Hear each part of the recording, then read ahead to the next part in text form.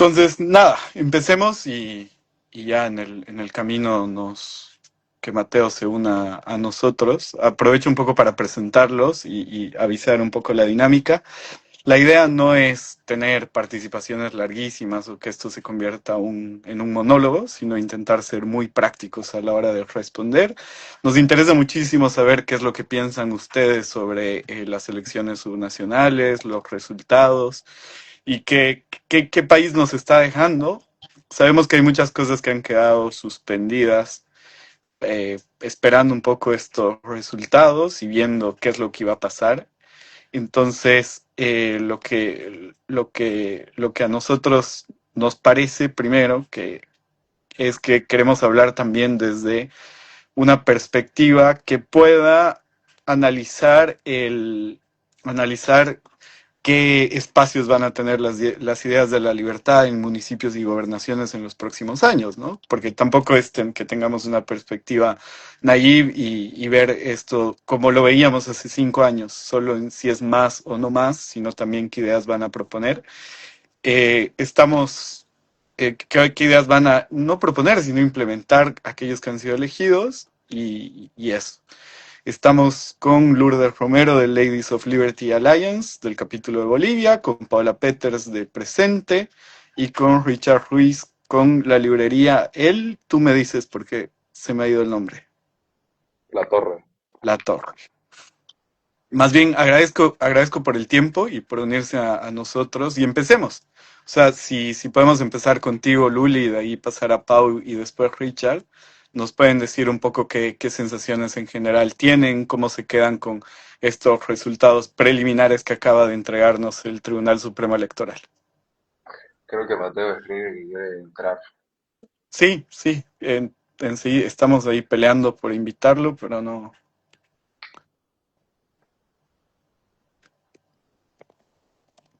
Pero empecemos. Dale, Luli. Super, buenas noches a todos. Como ya les mencionaba, bueno, en el tema de la alcaldía ya era algo que veníamos venir.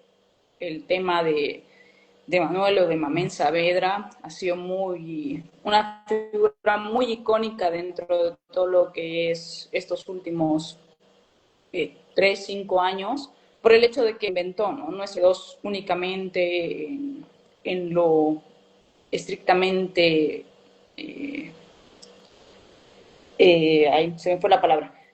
Pero bueno, ya salió a las calles y empezó a mostrar todo lo que hacía. Y eso es algo que a la gente le gusta, empezar a dar una confianza con la gente al denunciar hechos de corrupción, al hacer cosas que otros no tendían a hacerlo, ¿no? Por ese lado ya lo teníamos un poco más cantado, incluso con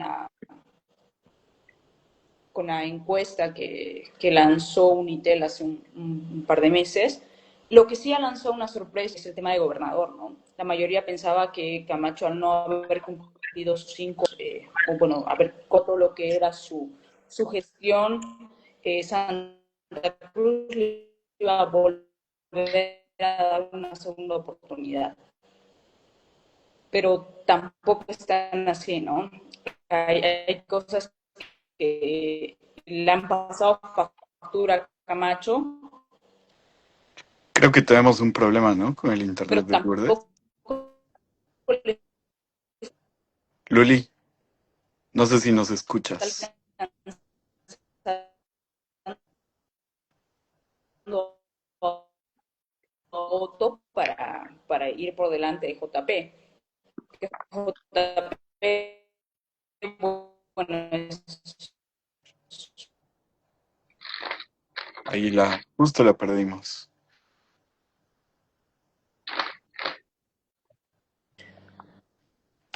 Pau, vamos contigo mientras Lourdes vuelve, que justo estaba un poco mate. ¿Cómo estás? Santi, ¿cómo estás? ¿Todo bien? Bien, Pau, bien. ¿cómo Hola estás? Mati, ¿cómo Richard, estás? ¿todo bien? Creo que se puede live solo de cuatro. Eso estaba pensando igual. Puede ser que sea eso. Sí. Bueno, a ver, la verdad es que en el tema de la ciudad de La Paz, y en el departamento. A mí sí me ha llamado bastante la atención que los resultados de tanto Miguel Roca, inclusive Iván Arias me ha sorprendido mucho con el 13%. Creo que la gente pensaba que iba a tener mucho menos. Se puede ver, uno, que César Dockweiler está entrando con una minoría absoluta, es el 23%. Entonces no creo que haya mucha credibilidad en su gestión, pero que evidentemente yo creo que el que ha sorprendido sí fue Miguel Roca, especialmente porque él empezó haciendo campaña muy tarde, ¿no? Y yo creo que sí ahí hubo un tipo de competencia entre él, Waldo, y el mismo Arias, pero a mí lo que me preocupa bastante, y es lo que tú decías justamente, Juanpi, al inicio respecto a las ideas, digamos, de la libertad, es que tanto en los debates, en las propuestas, yo no creo que se haya visto eso en los candidatos. Es decir, no sé si desde la municipalidad tengamos actualmente algún candidato que refuerce ese punto, ya sea, o sea, justamente ideas que nosotros defenderíamos y que creo que la gente tampoco se ha interesado en ese punto. Y eso también nos tendría que llamar la atención. Es decir, hablando un poco con la gente por quién iban a votar y demás, lo menos que te decían era, me voy a votar por él porque me interesa esta propuesta que él tiene, si no era más, es que yo creo que él va a robar menos y creo que hasta un montón de personas hicieron, eh, o sea, influencers hicieron TikTok de eso porque como que no sabían quién era el que iba a perjudicar menos. Entonces creo que hay una falencia, pero algo que nos debería llamar la atención y ver si es que realmente desde las subnacionales existen perfiles actuales, no solo en la ciudad de La Paz, sino en los otros departamentos de personas que pueden llevar a cabo ideas más claras que una manera de ganarse el voto de la gente nada más. Mate, ¿tú con qué sensaciones estás sobre estos resultados que ya tenemos? Yo estoy sorprendido, Juanpi, por Revilla principalmente. Yo no pensé que iba a poder capitalizar tantos votos, principalmente porque es un alcalde de ciudad. El Alto, que es otro bastión fuerte electoral en el departamento, no es precisamente caracterizado por recibir bien a su partido, no a Solvó, a la gestión de Soledad Chapetón. Entonces, a mí sí me agarró como que muy de sorpresa. Yo pensé que iba a tirar más una segunda vuelta y hay que ver cómo terminan los resultados oficiales, pero eso es lo que más me sorprendió. Después en la alcaldía, igual me sorprendió el tema de Miguel Roca. Tal vez esta semana se escuchó bastante su nombre. Fue algo muy, un efecto muy de underdog, en un tema electoral, ¿no? De este candidato que hace campaña en su autito, uno a uno, boca a boca, fue captando mucha atención de la gente y me parece un ejemplo bien interesante de cómo usar este efecto a su favor. Capaz le faltó un par de semanas y ya estaba batallando además contra, en un tema electoral, una estructura bastante fuerte de una campaña que viene hace 4 años o 3, si no estoy mal, lo cual viene haciendo una campaña desde su fundación, Ciudad Humana. Entonces, logró captar una estructura muy interesante a base de voluntariados, de proyectos sociales, entre otras cuestiones que es una fundación, ¿no? También manejó mucho la retórica, un tema semiótico, digamos, con esta cuestión del teleférico, que es identitaria para el paseño, entonces supo agarrar eso bien. Y la verdad que fue una buena campaña, es entendible el resultado, y los otros candidatos no cooperaron mucho en cuestiones de propuestas, que creo que eso es lo que más se puede rescatar de esta elección a nivel de aprendizaje. Hay que mejorar el sistema de partidos, hay que institucionalizarlo, tenemos que de una vez permitir que exista límites claros hacia qué puede hacer un partido, qué no puede hacer un partido. Tenemos que generar también esta lógica de ascensos en los partidos. Estaba revisando cuántos candidatos son militantes del partido con el que postulan. Me dio la sorpresa de que creo que uno lo es. Por ejemplo, está el caso de Chichi Siles, que es militante del MNR, pero Miguel Roca fue con esa sigla, ¿no? Y Chichi Siles fue con la de Santos Quispe, que no tiene nada que ver uno con el otro. Entonces se tiene que renovar esta lógica de partidos para que nosotros, ligándolo con lo que mencionabas de las ideas de la libertad, como jóvenes tengamos estos espacios de propuesta para empezar a cambiar un poco ese paradigma.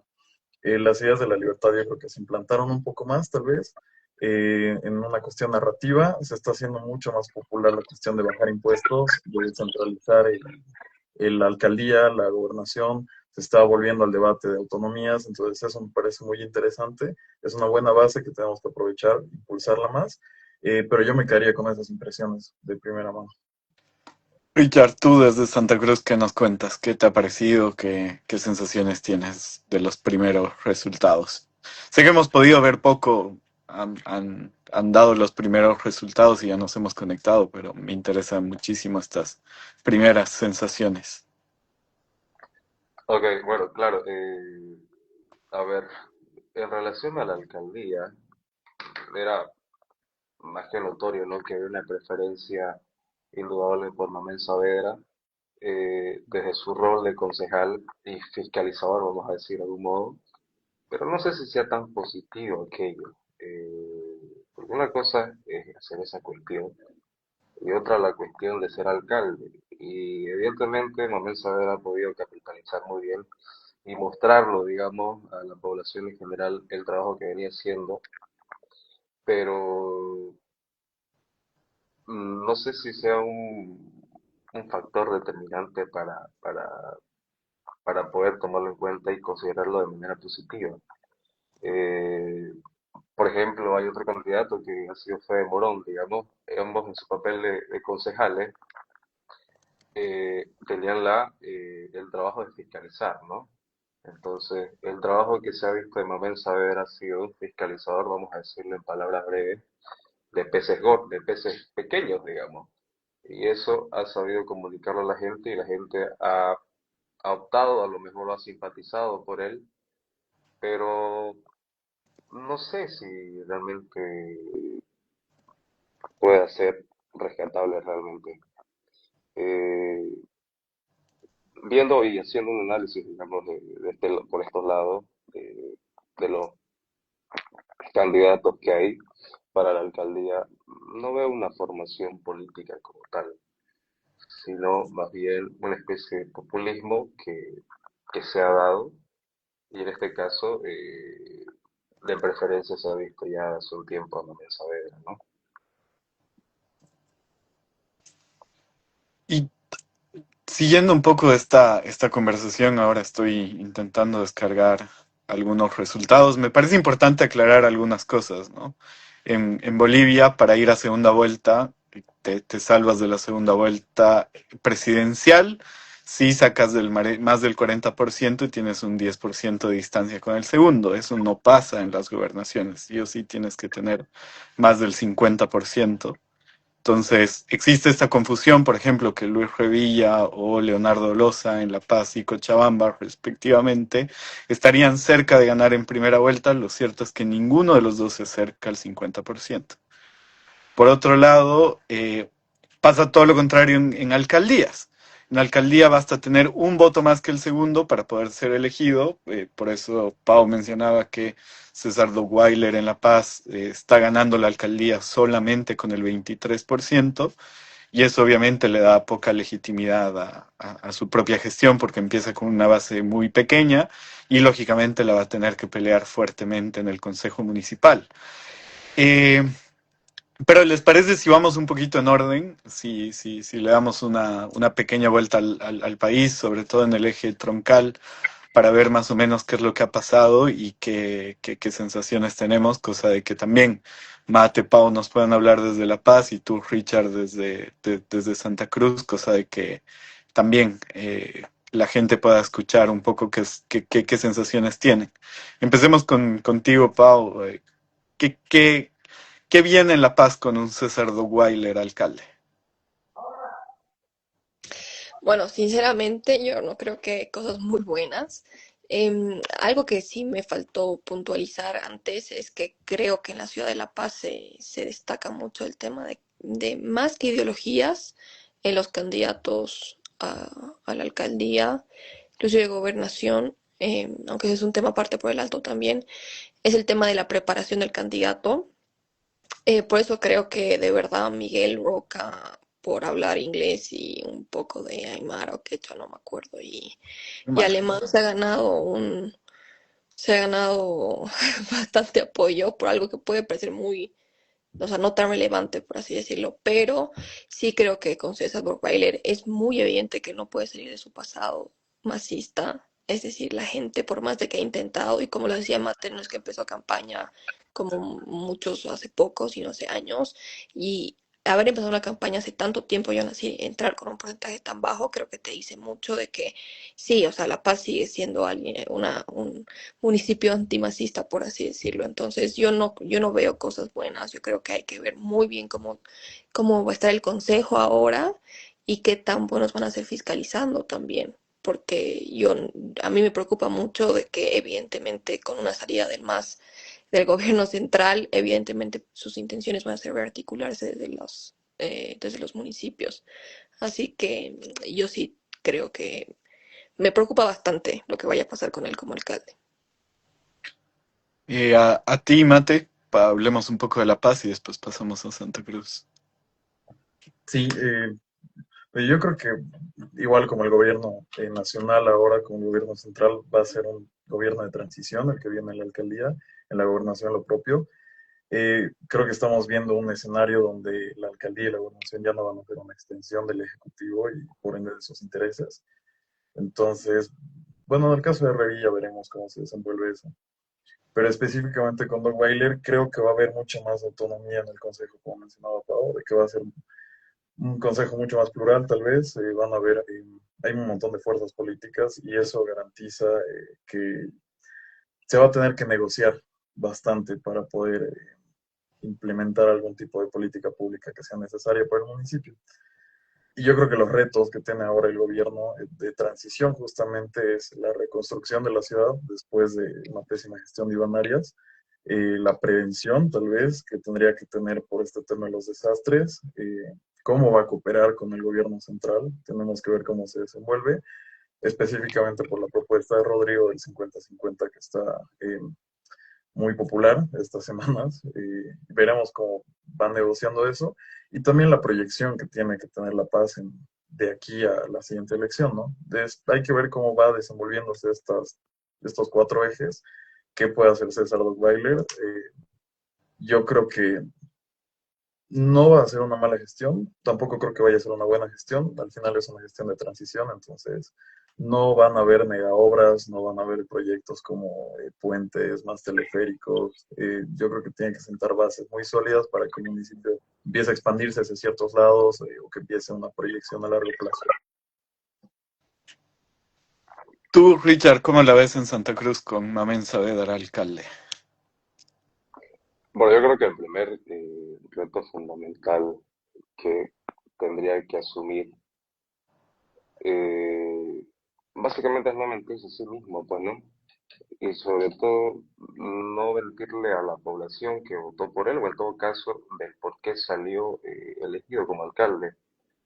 Voy a hacer una ejemplificación, por ejemplo, con Luis Fernando Camacho, digamos, el último gobernador de Santa Cruz, que a pesar, digamos, de estar preso en los últimos lapsos de su gestión, ha tenido un lapso inicial en el cual básicamente no ha hecho nada. Y claro, cuando estás en campaña prometes todo y a la hora, digamos, no hay la ejecución de los planes, de las propuestas como tal.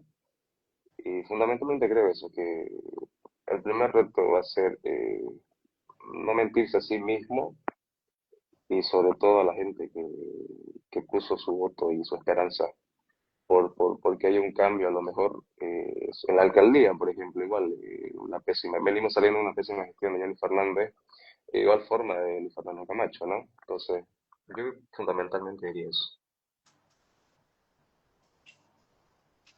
Estamos ante el alcalde más votado en todo el país, indudablemente, que es Manuel Saavedra o Mamen Saavedra, como es más conocido. Eh, ¿Creen, Pau, Mate, Richard, que él tiene posibilidades de convertirse, por ejemplo, en una voz o en una alternativa a nivel nacional a partir de esta votación. Creo que es indudable que todos lo hemos llegado a conocer a través de redes sociales y el trabajo que ha hecho estos últimos años. Entonces, ¿ustedes ven de que esto podría ser un trampolín para hacia la política nacional, por ejemplo? No sé, la verdad. Personalmente, a ver, Manuel Saavedra puede estar, digamos, bueno, ya es el favorito actualmente, ¿no? Pero yo creo que le falta formación política. O sea, no es que él ha estado y es parte de la política cruceña ya hace mucho tiempo, ejerciéndola como tal, pero creo que le falta abismalmente formación política. Y no sé si sea factible aquello. Mate, Pau. Sinceramente, yo creo que sí. Que yo creo que él espera que de esta gestión después ser un candidato a futuro presidente. Yo sí creo que son muy las subnacionales en Santa Cruz sí son muy diferentes a otros departamentos. Recalco esa más la alcaldía de La Paz, digamos. Entonces, sí creo que es un espacio donde él lo puede aprovechar muy bien. Además, pero tiene un reto importante que por el hecho por el cual él se hizo famoso, conocido en redes sociales, era el tema de la anticorrupción. O sea, pero una cosa ya es ser el alcalde, así que hay que ver muy bien cómo maneja eso, porque yo creo que eso va a terminar totalmente si es que realmente se perfila como candidato a presidente, porque ahora a él le va a tocar ser fiscalizado. Pero, o sea, con el porcentaje que ha ganado, yo creo que es indudable que él es un alcalde que es conocido a nivel, y va a ser conocido a nivel nacional, entonces a mí no me parecería extraño. Mate. Yo creo que, bueno, 71% es un montón, ¿no? Yo creo que Mamen está mostrando las nuevas formas de hacer política, como esa transición, digamos, justamente de las viejas prácticas a las nuevas formas, ¿no? Me parece muy interesante el caso también de Otto Richter, por ejemplo, que está usando campañas bien emocionales como la de la PETA, por ejemplo, pero está mezclando estos componentes que usa Mamen Saavedra y justamente por eso logra este 71% de digitalizarlo y mediatizarlo y expandirlo, ¿no? Entonces el alcance que te genera TikTok es brutal y yo creo que eso influyó bastante o fue determinante para ese resultado. También yo creo que Santa Cruz ahora ya no está a la defensiva, es decir, Santa Cruz después de estos 20 años del movimiento del socialismo ya no tiene esa necesidad de estar a la alerta, tal vez de estar viendo cómo el gobierno central va a afectar a sus intereses. Entonces, de nuevo, Santa Cruz está con esta proyección tal vez hacia nuevos retos que van a ser expansión de Santa Cruz, en cuestión de economía, en cuestión territorial, en cuestión poblacional, territorial me refiero. Eh, y Mamen va a ser un actor muy interesante que va a, veremos si liderar eso o si apoyarlo siendo el precursor de, tal vez. Y para no dejar de lado, o sea, hablando ya de las alcaldías, la alcaldía de Cochabamba, creo que no hay ninguna sorpresa con la elección de Manfred y que ha sacado un porcentaje arrollador, ¿no? No sé si tienen algún dato o algo que quieran comentar al respecto. Sí, yo escuché alguna vez un amigo de Cochabamba justo me dijo, Manfred es un buen maquillador, debería abrir su estética porque no afronta los problemas reales que tiene el departamento, como bueno, la ciudad de Cochabamba, pero sí la mantiene bastante bien, pese a todos los problemas que sabemos que tiene Cochabamba en cuestiones de contaminación, en cuestiones que tiene sus conflictos de basura, la ciudad en sí la mantiene bastante bien y eso ayuda a dar mucho esa credibilidad. Es por eso ese maquillaje tal vez de que está haciendo las cosas bien, ¿no? Pero no está resolviendo los problemas a profundidad, entonces eso también le va a costar a la ciudad en un futuro. Tal vez la pregunta iba a ser si son los últimos 5 años de Manfred en política o no, porque lógicamente ya no va a poder volver a postular. No sé si tienen algo más sobre la alcaldía de Cochabamba, si no pasamos a hablar de gobernaciones, que creo que hay algunas cosas sorprendentes. Tal vez algo de Cochabamba que me llama la atención es de que el candidato por Alianza por los Unidos por los Pueblos, no sé quién será, la verdad, pero salió segundo, pero alguien que tenía una campaña bastante enraizada por la ideología, sí, liberal, es José Carlos Sánchez Verazaín.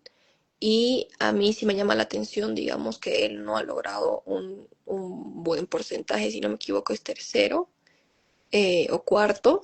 Entonces, nuevamente, yo creo que hay un reto desde los candidatos a las alcaldías, que nuevamente si quieren partir por un cambio generacional respecto a las ideas, hay algo que está fallando ahí en su campaña definitivamente.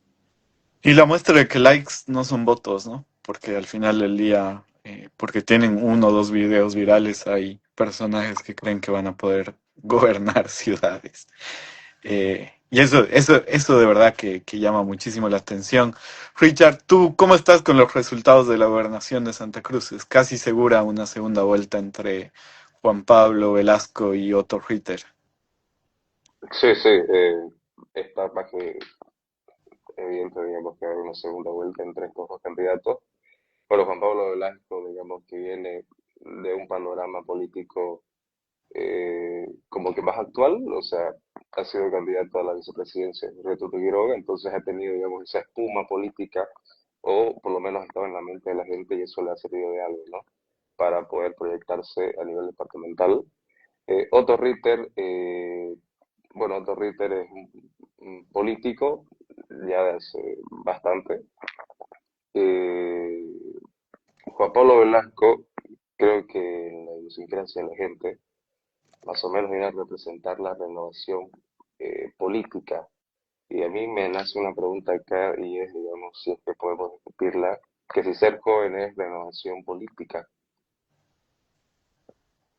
Esa es una muy buena pregunta, porque a veces la renovación no solamente viene con la edad, ¿no? Sino a veces puede llegar con nombres distintos o gente que no estaba en política activa antes. ¿Cómo han visto los resultados de Santa Cruz, Mate, Pau, de la gobernación? Sí, yo me lo esperaba, la verdad, de Otto. Vino haciendo una campaña bien interesante.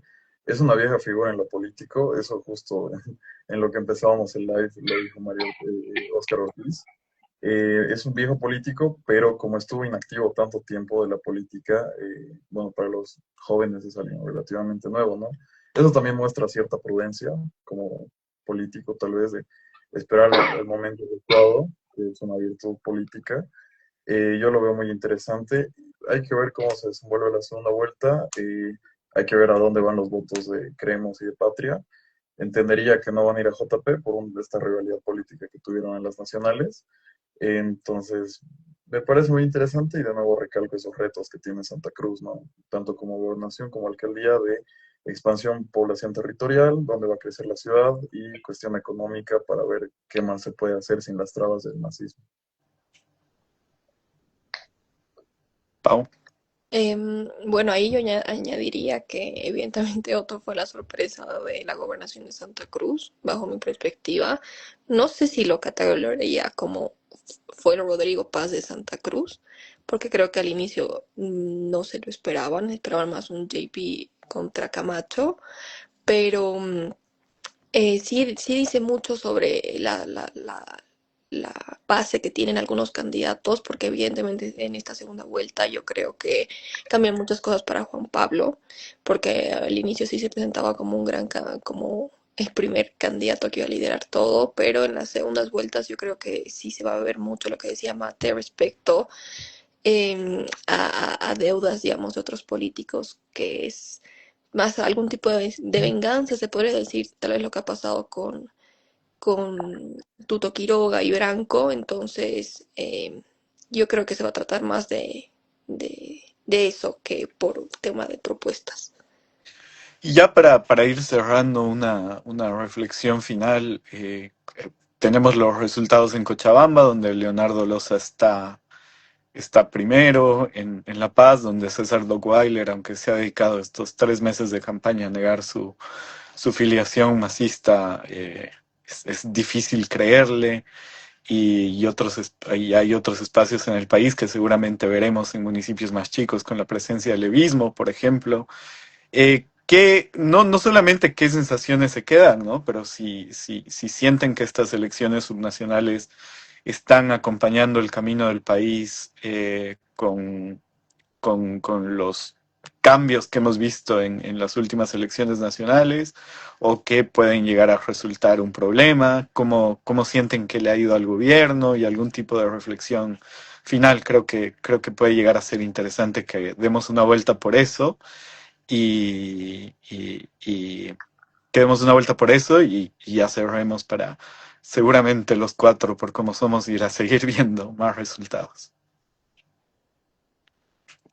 ¿Quién quiere empezar? Como prefieran. Bueno, a mí otro dato para así terminar es que me parece bastante interesante la gobernación de La Paz, que Germán Riveros es el segundo. No, por el momento.